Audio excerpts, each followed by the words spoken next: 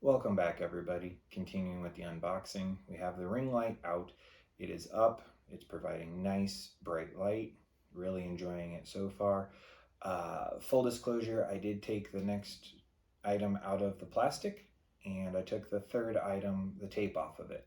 I didn't want it messing up the audio until I can get a microphone. So I have a self-healing cutting mat.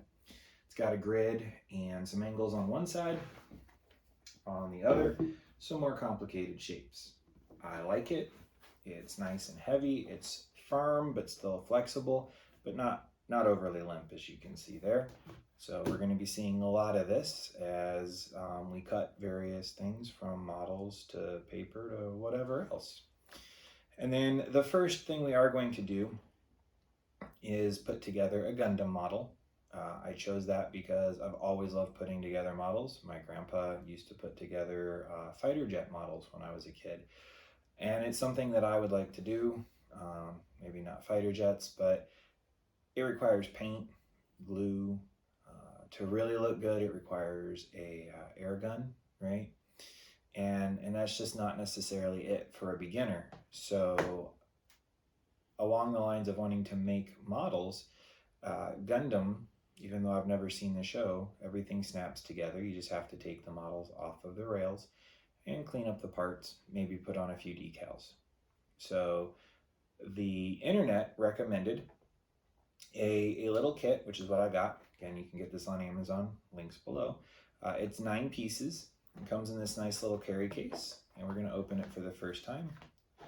I have a cloth, okay?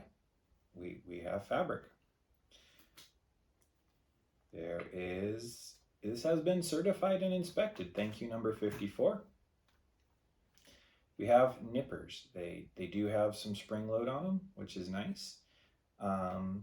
Nice flat side, and that feels pretty sharp. So appreciate. Those are going to come in handy. I have a offset set of tweezers. These will be very handy both for this and other builds.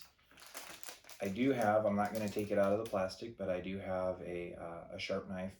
It's not an X-Acto, that's a name brand, but it's the same idea, with replacement blades. I have a little file for removing rough edges and mold injection lines on the plastic. I have a pretty massive emery board, is what you'd call it if it was for your fingernails. I don't know if that's what it's called for models or not, but it is abrasive and you can use it to clean up, and it is flexible. I have a regular set of tweezers, and both of these tweezers feel really nice. It's good metal. There's good spring back on it. I like it. And then I have a much smaller, firmer, rougher sanding board.